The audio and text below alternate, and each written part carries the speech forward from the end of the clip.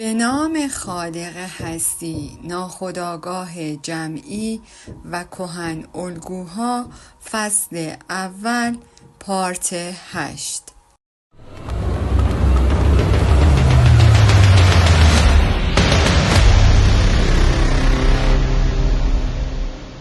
تا جایی که اختلالات روانی موضوعی شخصی باقی بماند و منحصراً ریشه در مسائل شخصی داشته باشد، کهن الگوها در آن هیچ نقشی ندارند.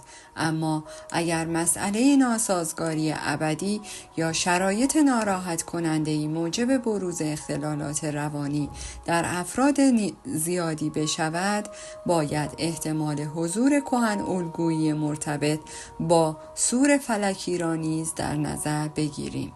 از آنجا که اختلالات روانی در بسیاری از موارد شخصی نیستند و پدیده‌های اجتماعی‌اند، باید فرض کنیم که کهن الگوها در به وجود آوردن آنها نقش داشتند و کهن الگوهایی که به آن شرایط خاص مرتبط بودند فعال می باشند و در نتیجه نیروهای اختصاصی و خطرناکی که در کهن الگوها پنهان شده اند به کار می افتند و اغلب پیامدهای غیرقابل پیشبینی را در پی دارند. انسان دیوانه‌ای وجود ندارد که طعمه کهن الگوها نشده باشد. اگر 30 سال پیش کسی جرأت می کرد پیش بینی کند که پیشرفت‌های ما در زمینه علم روانشناسی منجر به احیای اعدام یهودیان در قرون وسطی شود یا اروپا دوباره در مقابل چهره‌های رومی و لژیون‌های سرگردان به لرزه درآید یا مردم درست مثل 2000 سال پیش دوباره به سبک رومی‌ها سلام بدهند یا به جای صلیب مسیحی صلیب شکسته و باستانی آلمان نازی میلیون‌ها جنگجو را که برای مرگ آماده شده اند به پیش براند، مطمئناً چنین آدمی را به عنوان یک دیوانه هو می کردند. و امروزه با وجودی که همه آنها عجیب به نظر می رسد، ولی باز هم همه آن یاوه ها به حقیقتی سهمگین مبدل شدند. زندگی خصوصی سبب شناسی های شخصی و اختلالات روانی خاص در جهان امروز تقریباً همگی تبدیل به داستان شده‌اند. انسان باستانی که در دنیای قدیم چون نمادهای جمعی وجود داشت، دوباره وارد زندگی واقعی ملموس و دردناکی شد و این امر نه تنها درباره تعداد اندکی از افراد متعادل، بلکه در مورد میلیون‌ها انسان روی داده است. همانطور که در زندگی موقعیت‌های فردی زیادی وجود دارد، به تعداد آنها کهن الگو هم وجود دارد و تکرارهای بیشماری این تجربیات را وارد ساختار روان ما کرده‌اند. البته نه به شکل تصاویری پرمحتوا، چون در ابتدا آنها شکل‌هایی بی‌محتوا به نظر می‌رسند و فقط امکان وجود دریافت‌ها و اعمالی خاص را می‌دهند. ولی وقتی موقعیتی رخ می‌دهد که با کهن الگویی خاص تطابق دارد، آن کهن الگو فعال می شود و اضطرار پیش می آید که مانند انگیزه‌ای غریزی برخلاف منطق و خرد پیش می رود و موجب به وجود آمدن درگیری در ابعاد آسیب شناسی یعنی اختلالات روانی می گردد. 3. روش اثبات. حال باید به این پرسش برگردیم که وجود کهن الگوها چطور قابل اثبات است. از آنجا که فرض می شود کهن الگوها فرم‌های روانی خاصی را به وجود می آورند، باید در این مورد بحث کنیم که چطور و کجا می توان چیزهایی را یافت که شکل‌ها را نمایش دهند. منبع اصلی ما رویاها هستند و این مزیت را دارند که محصولات اتفاقی و لحظه‌ای روان ناخودآگاه می باشند. بنابراین تولیدات خاص طبیعت انسانند که هیچ قصد و نیتی آنها را خدشه‌دار نکرده است. با پرسش از فرد مورد نظر میتوان مطمئن شد که کدام یک از بنمایه‌هایی را که در رویا میبینند میشناسد. بعد باید از میان آنها بنمایه‌هایی را که برای او شناخته شده نیست از بنمایه‌هایی که برای او شناخته شده است جدا کنیم. مثلا در مورد لئوناردو باید سمبل کرکس حذف شود.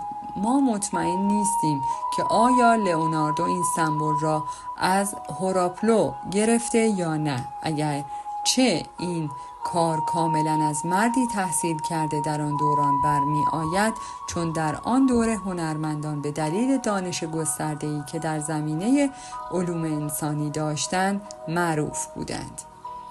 بنابراین گرچه بنمایه پرنده کهن الگوی شناخته شده است، اما وجود آن در تخیل لئوناردو چیزی را ثابت نمی کند. در نتیجه باید به دنبال بنمایه‌ای بگردیم که رویابین با آن آشنا نباشد، ولی در رویای او آنچنان نقشی کلیدی ایفا نماید که تأثیر آن با کهن الگوهای شناخته شده در منابع تاریخی تناسب داشته باشد. یکی دیگر از منابعی که به آن نیاز داریم تخیل خلاق است. منظور من از این اصطلاح خیالاتی متوالی است که در کانون عمده تخیل قرار دارد.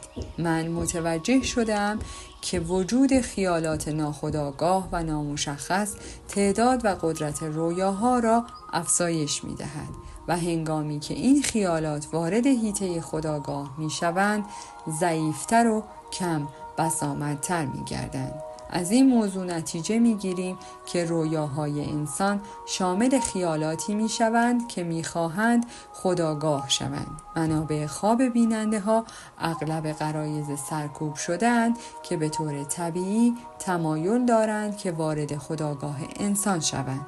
در مواردی از این نوع از بیمار خواسته می شود که دوباره چارچوب خیالاتی که به نظرش مهم هستند آن را چون یک ایده تصادفی یا چیزی که در رویایش از آن آگاه شده آنقدر فکر کند تا پیش زمینه آن مشخص شود، یعنی چیزهایی که در میان آن قرار گرفته آشکار گردد. البته در اینجا مسئله تداعی آزاد فروید در تحلیل رویا مطرح نیست، بلکه تفسیر خیال در رابطه با مشاهده مواد تشکیل دهنده خیالات بیشتر است که به طور طبیعی به چارچوب مورد نظر اضافه شده‌اند.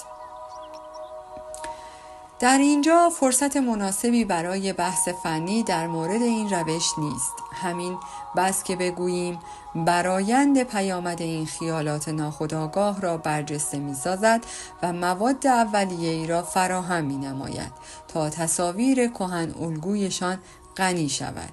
واضح است که این روش فقط در موارد خاصی که به دقت انتخاب شده اند قابل اجراست. این روش چندان هم بی خطر نیست، چون ممکن است انسان را بیش از حد از واقعیت دور کند.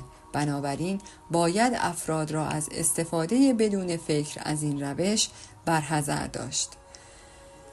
سرانجام اینکه مواد کهن الگوی جالبی در توهمات بیماران روانپریش در تصوراتی در حالت خلسه دچار آن می‌شوند و رویاهای اوایل دوران کودکیشان یعنی سنین 3 تا 5 سالگی به سراغشان می‌آید، چنین مواردی به وفور یافت می‌شوند، اما ارزشی ندارند مگر اینکه بتوان کهن الگویی هم ارز آن را پیدا کرد. البته تنها کافی نیست که رویایی درباره مار را به رویداد اسطوره‌ای مارها نسبت داد، چون هیچ کس نمیتواند تضمین کند که معنی عملی مار در رویا مشابه معانی اسطوره‌های آن باشد. برای اینکه توازی ارزشمندی به وجود آوریم لازم است معنی علمی آن سمبل را بدانیم و بعد بفهمیم که آیا آن سمبل اسطوره‌ای که به وضوح با موقعیت مورد نظرمان تناسب دارد بستری مشابه و در نتیجه معنای عملی یکسانی هم دارد یا خیر. تثبیت چنین حقایقی نه تنها نیازمند تحقیقاتی گسترده و خسته کننده است، بلکه نمایش دادن آن نیز مناسب نمی باشد. همانطور که سمبل ها نباید از بسترشان خارج شوند، فرد هم باید به دنبال توضیحات خسته کننده ای باشد که هم شخصی اند و هم سمبولیک، و این کار در عمل در چارچوب یک سخنرانی غیر ممکن است. من چندین بار این کار را با پذیرش ریسک به خواب رفتن نیمی از مخاطبانم انجام دادم. 4. مثال. به عنوان مثال در یک جامعه موردی را انتخاب کرده ایم که هرچند قبلا منتشر شده است، اما دوباره از آن استفاده می کنیم، چون کوتاهی آن مطلب آن را برای توصیف مناسب می سازد. علاوه بر آن می توانیم نکات خاصی را نیز به آن بیفزاییم که در نسخه های پیشین نیامده است. در حدود سال 1906 من به توهم خیلی عجیبی در یک بیمار روانپریش شیزوفرنیک پی بردم که سالها تحت مراقبت بود.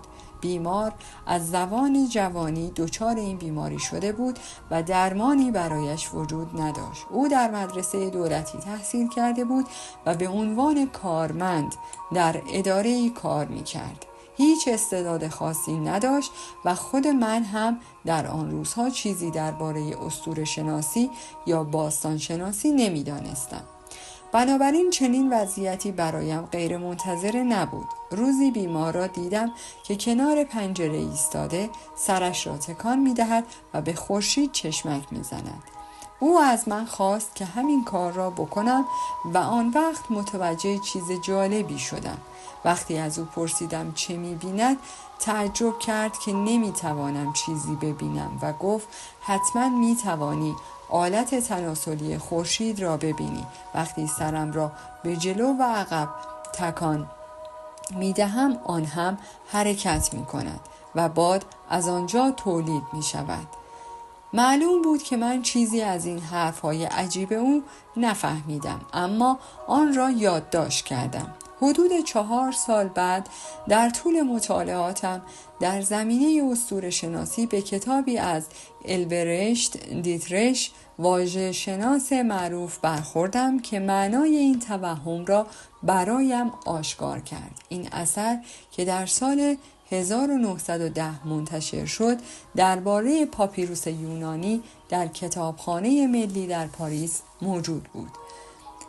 دیترش باور داشت که در بخشی از این متن قسمتی از آیین میترایی را کشف کرده است. این متن بیشک نوشته مذهبی درباره دگرگونی هایی است که در طول آنها میترا نامگذاری می شود. این بخش به مکتب عرفانی اسکندری تعلق دارد و شباهت‌هایی هم به فصل‌هایی از لیدن پرای و کروس هرمنشن دارد که ما این دستورالعمل‌ها را در آن می‌یابیم. انوار خورشید را تنفس کنید. 3 بار با همه توانتان نفس بکشید. آنگاه احساس خواهید کرد که بلند شده و به سوی بالا می روید و به نظر می رسد که در فضا هستید و مسیر خدایان مرئی در قرص خورشید آشکار می شود که همان خداوند پدر من است. مسیر و مجرای باد موافق نیز همانجاست، چون شما چیزی را که شبیه مجراست از قرص خورشید آویخته می‌بینید و در منطقه جنوبی گویی که باد شرقی بی پایانی در حال وزیدن است. اما اگر باد دیگری به مناطق شرقی بوزد، به همان شکل این منظره را خواهید دید که به آن سمت تغییر جهت می‌دهد. معلوم است که نویسنده قصد داشته صحنه رویایی را که دیده یا دست کم باور داشته برای خواننده ترسیم نماید. خواننده باید در تجربه مذهبی و درونی نویسنده یا به احتمال زیاد تجربه یکی از عارفان مکتبی را که فیلیدیوس تشریح می کند مشارکت جوید.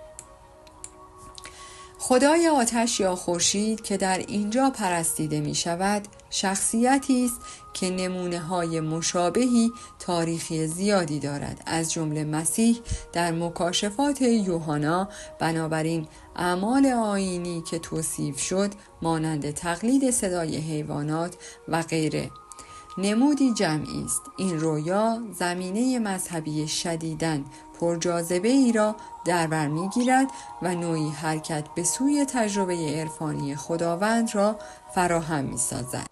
بیمار ما 10 سال از من بزرگتر بود. او به دلیل جنون بزرگبینی خیش فکر می‌کرد که هم خدا و هم مسیح است. رفتار او با من رئیسوارانه بود. احتمالاً من را به این دلیل دوست می‌داشت که تنها کسی بودم که نسبت به ایده‌های بی ربط او حس همدردی داشتم. توهمات او بیشتر مذهبی بودند و چون از من دعوت کرد که مثل او به خورشید نگاه کنم و سرم را تکان دهم، مطمئناً می‌خواست مرا در رویایش شریک کند. او نقش حکیمی عارف را بازی می‌کرد و من شاگرد نوآموزش بودم. فکر می‌کرد که خودش خدای خورشید است و با تکان دادن سرش به جلو و عقب باد می‌آفریند. تبدیل شدن به خدا در اسرار ایزیس را آپولیوس تصدیق کرده است و علاوه بر آن قالب عروج هلیوس را هم می‌پذیرد. معنای باد موافق هم احتمالاً مثل پنومای زاینده است که از طریق خدای خورشید وارد روح انسان می شود و آن را باور می سازد. نزدیکی خورشید و باد اغلب در سمبولیسم باستانی مشاهده می شود. حال باید نشان داد که در اینجا 2 مورد کاملا مجزا وجود ندارد که به طور اتفاقی با هم تلاقی کرده باشند. بنابراین باید ثابت کنیم ایده مجرای بادی که به خدا یا خورشید متصل شده در زمانها و مکانهای دیگری هم به جز موارد یاد شده وجود داشتند. در حقیقت نقاشی‌هایی از قرون وسطی باروری مقدس را به وسیله یک مجرا یا لوله مخصوص آبپاشی نشان داده‌اند که از سریر خداوند فرود آمده و وارد بدن وی می شود و ما می توانیم کبوتر یا مسیح کوچک را ببینیم که از آن پایین می آید. کبوتر نشان دهنده عامل باروری و باد نشانه روح القدس است.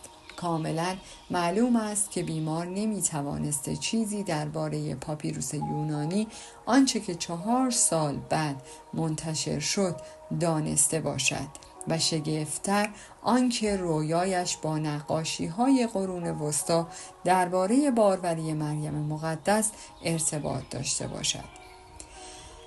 حتی اگر چنانچه به طور کاملا اتفاقی یک کپی برداری از چنین نقاشی‌هایی را دیده باشد، بیماریش در اوایل دهه 2 زندگیش تشخیص داده شده بود. او هرگز سفر نکرده بود و هیچ نوع نقاشی از این دست در گالری هنری زوریخ، یعنی محل تولدش، وجود نداشت. من این مثال را برای این نیاوردم که این رویا یک کهن الگوست، بلکه تنها می‌خواستم روشی را که در نظر دارم به ساده ترین شکل به شما نشان دهم. اگر فقط با چنین مواردی روبرو بودیم، کار تحقیق تقریباً آسان بود، اما در حقیقت شواهد خیلی پیچیده تر از آن هستند. اولا سمبول‌های خاص باید کاملا از هم جدا شوند تا بتوان آنها را به عنوان پدیده‌های مستقل و نه موضوعات تصادفی مورد تشریح قرار داد. این کار از طریق بررسی تعدادی رویا تقریباً 100 تا متعلق به شخصیت‌های نوعی و مشاهده پیشرفتشان در گروه انجام می‌گیرد. این روش برای تحقیقات در خصوص تخیل خلاق نیز کاربرد دارد. این روش به ما امکان می‌دهد پیوستگی و تغییراتی را که در فردی خاص روی می‌دهد بررسی کنیم.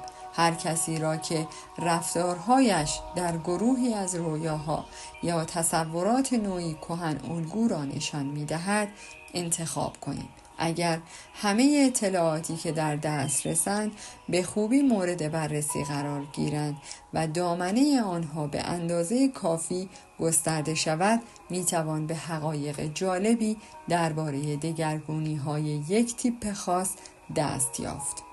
وجود یک تیپ و دگرگونی‌های آن به کمک شواهدی که از اسطوره‌شناسی و نژاد شناسی تطبیقی به دست می‌آید اثبات می شود. من این روش تحقیق را در جای دیگری نیز به کار بردم و اطلاعات لازم در مورد آن را فراهم کردم. در پایان از شما دوستان عزیزم می خواهم برای حمایت بیشتر ما کانال ما را به دوستان خود معرفی کنید. برای انرژی بیشتر ما رو لایک کنید و برای ادامه پرقدرت‌تر سابسکرایب. تا درودی دیگر، درود و 200 بدرود.